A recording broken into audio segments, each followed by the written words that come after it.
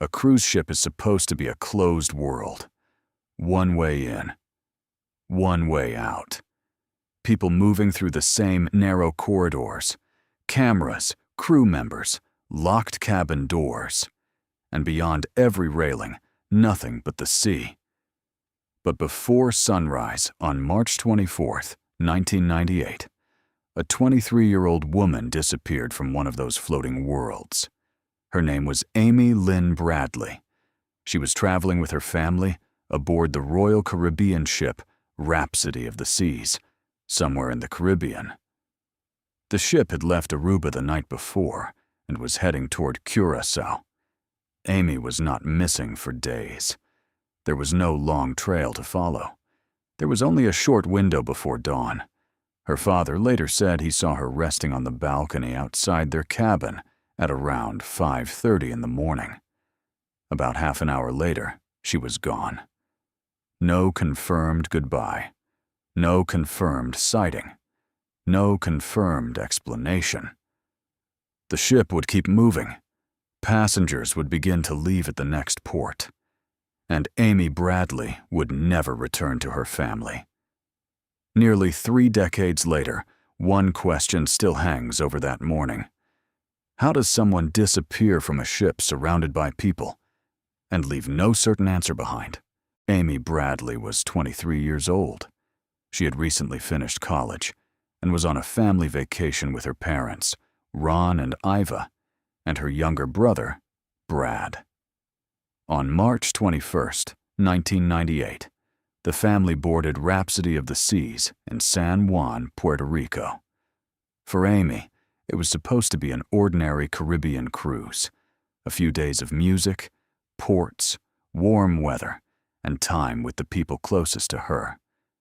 Cruise ships create a strange kind of comfort. Everything is close. The rooms are small. The decks are bright at night. There are restaurants, bars, music, and crowds that seem to never disappear. But there is another side to that comfort. A ship is also isolated. There are no city streets leading away from it. No familiar police station nearby. No easy way to step outside and ask for help. And when the ship is moving through international waters, the world beyond its walls feels very far away. By the night of March 23rd, the Bradley family had already spent several days aboard the ship. Nothing about that evening suggested that, by morning, Amy's name would become part of one of the most enduring disappearance cases connected to a cruise ship.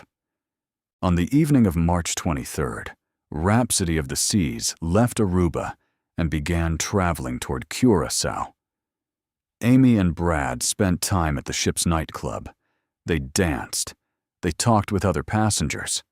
It was the kind of late-night cruise routine that rarely seems important until something goes wrong. In the early morning hours, Amy and Brad returned to the family cabin.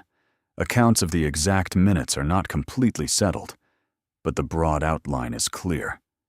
Amy was still on or near the cabin balcony before dawn.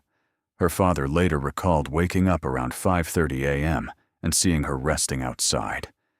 Then he went back to sleep. When he woke again, around 6, Amy was no longer there. That narrow gap is at the center of the entire case. Somewhere between one glimpse of Amy on the balcony and the next time her father looked outside, she vanished. There is no verified account of her walking away.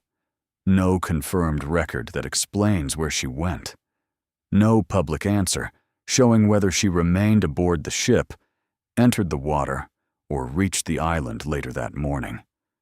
That is what makes the case so unsettling. The distance between the family cabin and the open sea was only a few steps.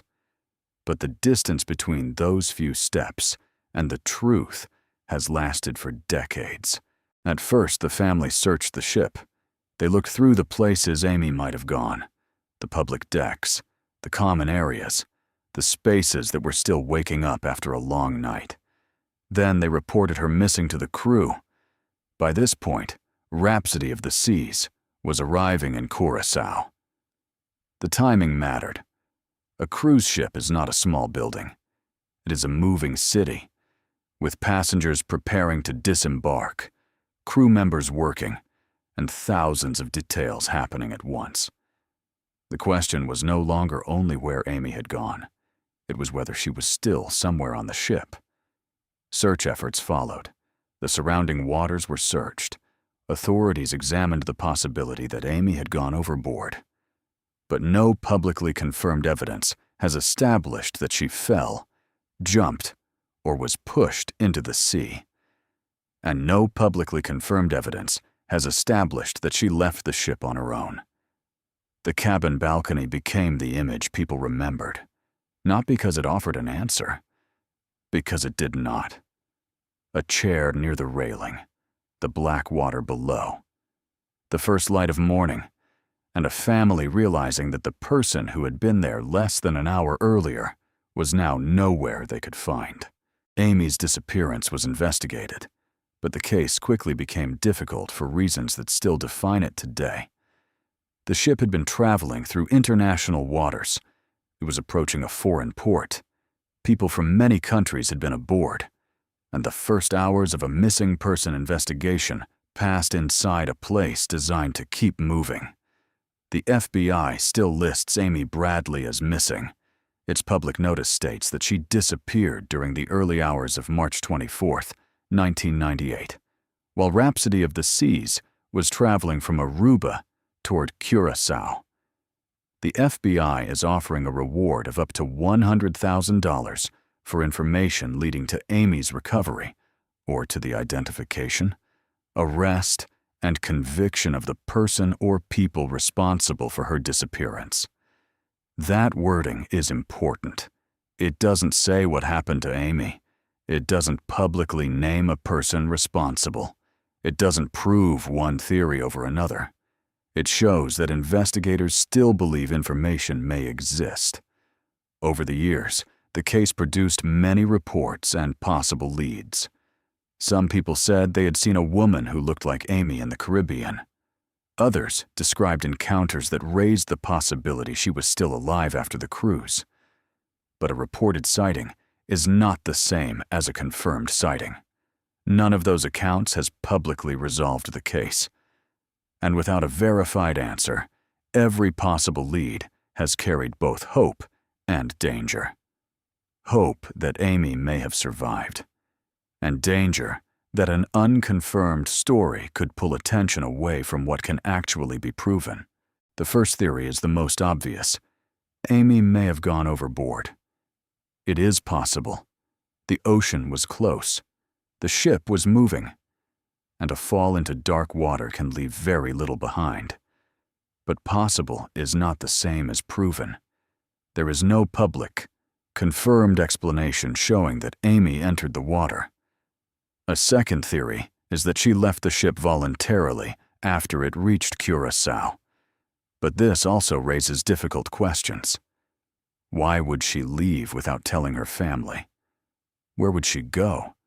How would she begin a new life with no confirmed trace? There is no public proof that this happened. A third possibility is foul play. Maybe Amy met someone after her family last saw her.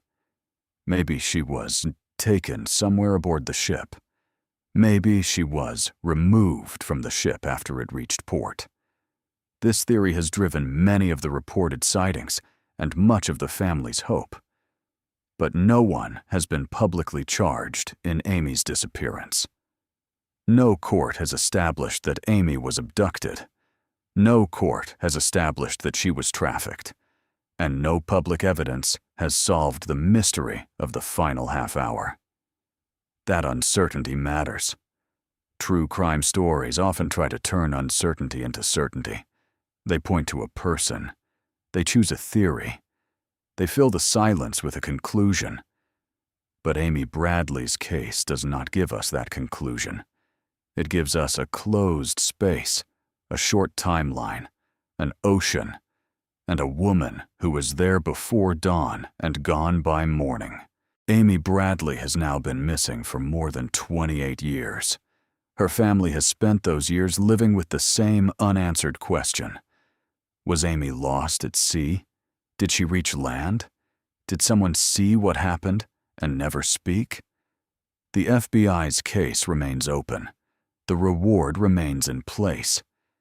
And the absence of an answer is not the same thing as an absence of truth. Somewhere, there may be a detail that seemed unimportant in 1998. A conversation, a face on a deck, a crew member's memory, a passenger who saw something and never realized it mattered. For Amy's family, the case is not a mystery to be watched from a distance. It is a daughter, a sister, a person who should have come home. And out in the Caribbean, the ship moved on. The water closed behind it. But the question never did.